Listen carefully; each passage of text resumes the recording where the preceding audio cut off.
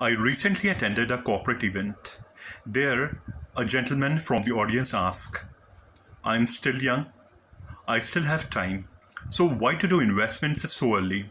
Why not enjoy this life to the fullest?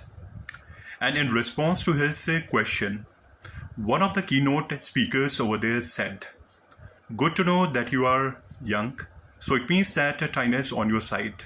So stop overanalysis, stop overthinking, start your investments ASAP.